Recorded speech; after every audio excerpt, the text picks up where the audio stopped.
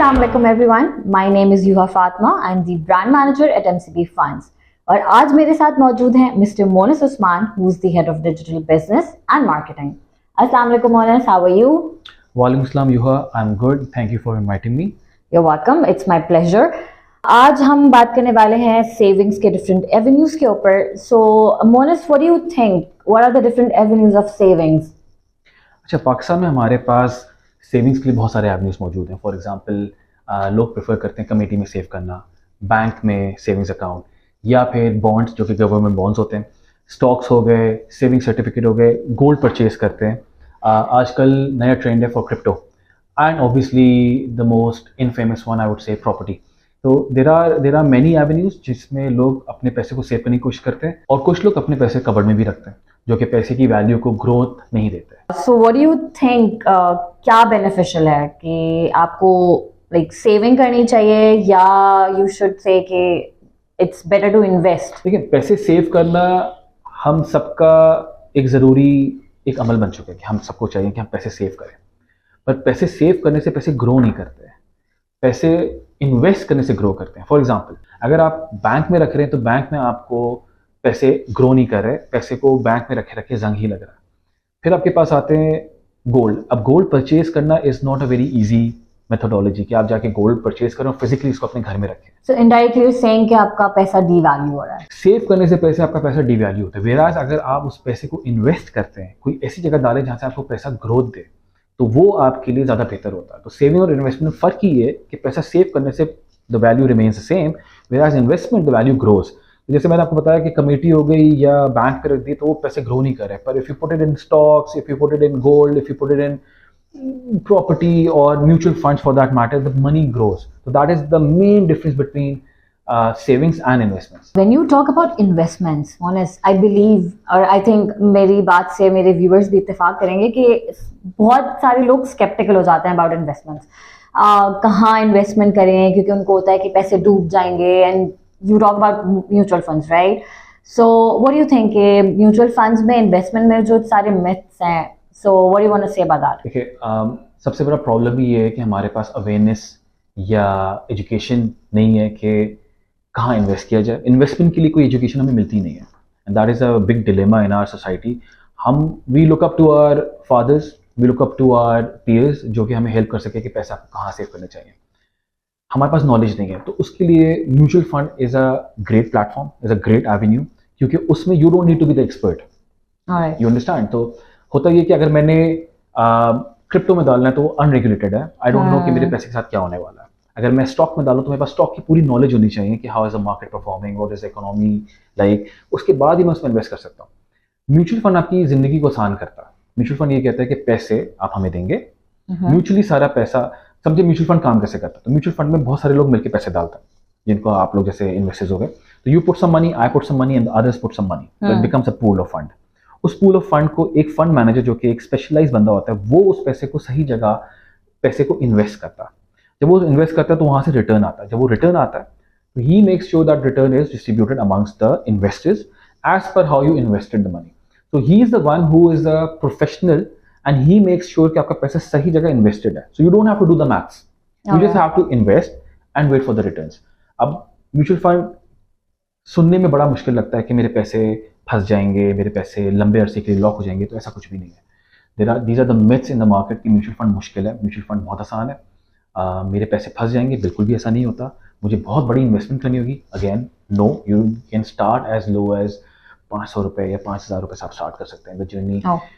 You don't need $1 million to start your journey. And then इसमें charges होंगे या इसमें हिडन चार्जेस होंगे, ऐसा कुछ भी नहीं. तो दीज आर द मिथ्स जो कि लोगों को अवेयरनेस नहीं है. अगर अवेयरनेस हो तो आपको सिर्फ पैसे डालने as per your risk appetite. So there is a risk appetite. हम आपसे चंद सवाल करके आपका रिस्क एपेटाइट को आइडेंटिफाई करते हैं. Exactly, that's what I was saying, because mutual fund में भी बेसिकली कॉन्सेप्ट यही है कि आपने इन्वेस्ट किया, पैसे डूब जाएंगे. ठीक है, तो because now you mention risk factors, so जो आपका रिस्क एपेटाइट है, how do you guys manage that? How do you guys you know like make the classes और डिफरेंशिएट इट? जी बिल्कुल हुआ. देखिए, होता कैसे कि अगर कोई इन्वेस्टर हमारे पास आता है तो we have to look into certain things कि आपकी इनकम कितनी है, आपकी एज कितनी है, how much risk you willing to take. तो वी आस्क यू क्वेश्चंस. वो क्वेश्चन कुछ इस तरह होते हैं कि अगर आपका लॉस हो जाए तो क्या would it affect your would it affect you? इस तरह के सवालात पूछने के बाद we analyse a risk score for you. वो रिस्क स्कोर ये बताता है कि आप कितना रिस्क, आपकी एपेटाइट है, कितना आप रिस्क ले सकते हैं अपने पैसे के साथ जो आपने हमारे साथ इन्वेस्ट किया है। अब उस पैसे को सही जगह इन्वेस्ट करना, अगर उस पर लॉस हो रहा है और आपका रिस्क प्रोफाइल हाई है तो that means you can bear losses, but long run में वो आपको रिटर्न अच्छा देता है। तो हम लोग क्या करते हैं कि people are there for short term, तो हम उनको लो रिस्क की बात करते हैं। If people are in the for the long run, तो we tell them to go for the higher risk funds, because smaller जो टेन्योर होगा उस पर वो आपको शायद लॉसेस दे रहा हो, लेकिन looking at the bigger picture it will give you very high profits, which is like the equity funds. तो हम लोगों ने एसेट क्लासेस को डिवाइड कर दिया, money market, income, equity. Based on your risk score we identify funds for you, क्या आपको इसमें जाना चाहिए। You select a fund looking at the past historical results. So if you're going for a high risk fund, we will always take a look at the past 10 years के result. If you have a short term goal, just to buy let's say a car or maybe a bike, तो उसके लिए हम लोग आपको कहते हैं low risk fund में आ जाए, क्योंकि आपको daily के हिसाब से मिल रहा होता है। So it depends on your goal, it depends on your risk appetite, कि what are you trying to achieve. Based on that, we advise you what funds to invest आपके पैसे को। Alright, thank you. And one more thing, आप क्या suggest करते हैं for our young generation who are like, आपको पता है फ्रीलांसिंग का इतना ज़्यादा बिजनेस अब स्टार्ट हो चुका है, everybody has money now. So for the youngsters I would like to ask कि उनको कितनी अर्ली एज पे अपनी इन्वेस्टमेंट या सेविंग जर्नी को स्टार्ट करना चाहिए? इसके लिए to explain you much better what we can do is I can show you an example कि how soon you should start और कितने पैसे से स्टार्ट करें तो क्या होता है। इस कॉन्सेप्ट को समझने के लिए I can explain it with an example. What we will do is we'll take an example of two people saving the money, और over the years वो किस तरह सेव करते हैं, उनके किस तरह पैसे बनते हैं। Now you can see दो फ्रेंड्स हैं जिनका नाम है माहिरा और फवाद। वो ये डिसाइड करते हैं कि we will start saving annually 50,000 rupees for 10 years, ठीक है। और देखेंगे जब हम लोग रिटायर होते हैं, don't retire but at the age of 45, who has more money। तो अब इसमें हम लोग assume ये कर लेते हैं कि Mahira started saving at the age of 20, हर साल 50,000 रुपए, वो 10 साल सेव करेगी टिल द एज ऑफ 29, वो बन जाते हैं आपके टोटल अमाउंट 5 लाख रुपए।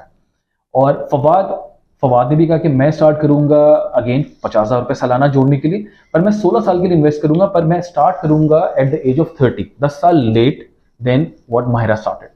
अब इसमें वो लेट स्टार्ट कर रहा है लेकिन 16 साल के लिए सेव करेगा, माहिरा अर्ली स्टार्ट करेगी लेकिन 10 साल के लिए सेव करेगी।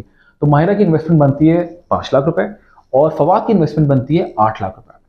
अब लेट्स अज्यूम कि अच्छा, म्यूचुअल फंड में होता है कि मैंने आपको पहले बताया था कि आपको जो पैसा इन्वेस्टेड होता है उस पर आपको रिटर्न मिलता है। हम यहाँ पे अज्यूम ये कर लेते हैं कि यहाँ पे रेट ऑफ रिटर्न जो है वो है फिक्स 10%, तो आपको सालाना 10% मिला। तो लेट्स से अगर माहिरा ने पहले 50,000 रुपए डाले थे तो एंड ऑफ द ईयर उसको 5,000 रुपए का उसको प्रॉफिट मिलेगा। एंड देन एडिशनली वो 5,000 रुपए जो उसमें एडिशनली वो 5,000 रुपए उसमें ऐड हुए तो वो हो गया 55,000 रुपए। And then she added another 50,000 रुपए नेक्स्ट ईयर, तो वो हो गया 1,05,000 रुपए। अब हम लोग इसको यहाँ पे जरा नंबर्स को फिगर्स में देख लेते हैं। तो लेट्स से माहिरा की पहले बात कर लेते हैं। Mahira started at the age of 20 till the age of 29, every year उसने 50,000 रुपए डाले, दैट मीन्स कि उसने 5 लाख रुपए इन्वेस्ट किए, पर उसका जो बैलेंस था पहले साल एंड में हो गया 55,000 रुपए, और 55,000 रुपए जब उसने 50,000 ऐड किए तो वो हो गया 1,05,000 रुपए, लेकिन जो प्रॉफिट मिला तो उसका बैलेंस हो गया 1,15,500 and so fourth and so on. Compounding के हिसाब से जो उसका जब टेन्योर एंड हुआ 10 साल का, उसने री इन्वेस्टमेंट करना छोड़ दी। 29 साल के उसने कहा मैं थक गई, मैं इन्वेस्टमेंट नहीं करी and I have had enough. अब उसके पैसे हो गए 8,76,558 rupees and then she stopped investing. अब हम लोग बात करते हैं फवाद की। फवाद ने कहा यार मैं अर्ली एज में इन्वेस्ट नहीं करूंगा, मैं थोड़ा सा पार्टी करूंगा, बाद में मैं सेव करूंगा। एंड देन फवाद स्टार्टेड जब माहिरा ने पैसा इन्वेस्ट करना स्टॉप किया at the age of 30। Again जो हम लोग रेट ऑफ रिटर्न अज्यूम करें वो है 10% फ्लैट, दैट मीन्स की सेम जर्नी जो माहिरा ने स्टार्ट की वही फवाद स्टार्ट करे बट 10 ईयर्स लेट। अब उसके again till the age of 39 10 साल हो गए, 5 लाख रुपए, और वही इसका प्रॉफिट था 8,76,558। बट फवाद ने एक और चीज की, ही सेड कि मैं एडिशनली 6 ईयर्स के लिए और इन्वेस्ट करूंगा। उसने जब 6 ईयर्स के लिए इन्वेस्ट करा तो उसको हो गए 16 साल। 16 साल उसकी जो इन्वेस्टमेंट थी वो हो गई माहिरा से ज्यादा 8 लाख रुपए। लेकिन जब वो रिटायर होगा तो उसके पास जो बैलेंस के साथ अमाउंट आ रहा है वो आ रहा है 19,77,235 रुपीज। पर एक चीज रह गई, रेट ऑफ रिटर्न आपको हर साल मिल रहा था। तो Mahira being the smart one जिसने अर्ली स्टार्ट किया था, उसने री इन्वेस्टमेंट तो नहीं की लेकिन उसको रिटर्न फिर भी मिल रहा था। और रिटर्न मिलते मिलते बाय द एज ऑफ 45 वो जब दोनों वापस मिले कि किसने ज्यादा पैसे बनाए हैं, तो वहां पता चला कि Mahira had almost 4 million rupees, whereas almost Fawad was at 2 million rupees. तो इन क्योंकि माहिरा ने थोड़ा जल्दी स्टार्ट किया और कम इन्वेस्टमेंट करी, लेकिन रेट ऑफ रिटर्न पे जो उसको कंपाउंडिंग हो रही थी उसका साल के एंड पे 45 की एज में दोनों के पैसे जो थे उसमें बहुत ज़्यादा फर्क था, डबल का फर्क था। Fawad was at 2 million, whereas Myra had already crossed 4 million. So this is the power of compounding when it comes to mutual funds कि आप जितना अर्ली इन्वेस्ट करते हैं आपको उतना ही रेट पे रिटर्न जो मिलता है वो आपके पैसे को बहुत जल्दी ग्रो भी करता है। Wow, that was amazing. I think मेरे व्यूअर्स को ये एग्जाम्पल बहुत अच्छे से समझ आ गई होगी। अच्छा, आप फिर अपनी सेविंग या इन्वेस्टमेंट जर्नी कैसे शुरू कर सकते हैं? देखिए, इट्स वेरी इजी। पहले हम लोग को ये लगता है कि म्यूचुअल फंड में अकाउंट खोलना बहुत मुश्किल होगा, लाइनों में लगना पड़ेगा, फॉर्म्स भरने पड़ेंगे। It's not that at all any more. अब हम लोगों ने एमसी फंड्स ने एक ऐप बनाई है जिसका नाम है iSave, और हमने आपकी जो ऑनबोर्डिंग जर्नी बहुत आसान कर दी है। आप गूगल प्ले स्टोर या ऐप स्टोर से ऐप डाउनलोड कर सकते हैं iSave, और फौरी अपना अकाउंट खोल सकते हैं। इट टेक्स अबाउट 5 मिनट्स कि आप अपना अकाउंट खोलें, सारी इन्फॉर्मेशन इनपुट करें और अपनी CNIC की बैक फ्रंट और अपनी बैंक अकाउंट डिटेल्स इसमें एंटर करें, एंड दैट्स इट। आपका अकाउंट वेरीफाई होता है और आपका अकाउंट खुल जाता है। जैसे आपका अकाउंट ओपन होता है, वेरी सेम डे उसमें इन्वेस्टमेंट भी कर सकते हैं और आपको वेरी सेम डे आपको रिटर्न भी मिलना शुरू हो जाता है। तो every day you open your app, you see the return, और वो रिटर्न अगर आप निकाल लेते हैं तो आपकी मर्जी, अगर नहीं निकालते तो आपको कंपाउंडिंग की बेस पे वो वापस से री इन्वेस्ट होता है और आपको अगेन एवरी डे रिटर्न मिलना शुरू हो जाता है। Zero paper hassle, wow, zero charges, हलाल रिटर्न्स और complete investment solution. So iSave is a power pack investment solution जो कि आपको एक ही ऐप में सारे सोल्यूशन देता है। That means he's saying it's better than a banking app. Am I right? Yes, you can say it's better than a bank, क्योंकि हमने क्या किया है कि हमने जितनी भी बैंकिंग की सहूलियात हैं वो हमने इसी ऐप में डाल दी है। फॉर एग्जांपल, अगर आप बैंकिंग ऐप यूज़ करते हैं अपनी पेमेंट्स के लिए, IBFE ट्रांसफर्स के लिए, बिल पेमेंट्स के लिए, या फिर अगर आपने उसमें से पैसे अपने एक अकाउंट से दूसरे अकाउंट में ट्रांसफर करना है, हमने इस तमाम सहूलियत आप ही की iSave ऐप में रख दी है कि अगर आपको किसी को पेमेंट करनी है तो आप पेमेंट भी कर सकते हैं, आपको बिल पे करना तो आप बिल पे भी कर सकते हैं, आपको बच्चे की स्कूल की फीस पे करनी है तो आप वो भी पे कर सकते हैं, अगर आपने अपना कोई क्रेडिट कार्ड का बिल पे करना है आप वो भी कर सकते हैं। And on top of that, in comparison to bank, all of these services are free of cost. तो अगर आप IBFE ट्रांसफर करते हैं विच इज इंस्टेंट, तो आपके जो पैसे निकलते हैं वो इंस्टेंट निकलते हैं। And with the first one in the industry जिसने ये सहूलत लेकर आया था, जिसमें आपकी जो इन्वेस्टमेंट है वो इंस्टेंट आपके बैंक अकाउंट में वापस आ जाती है।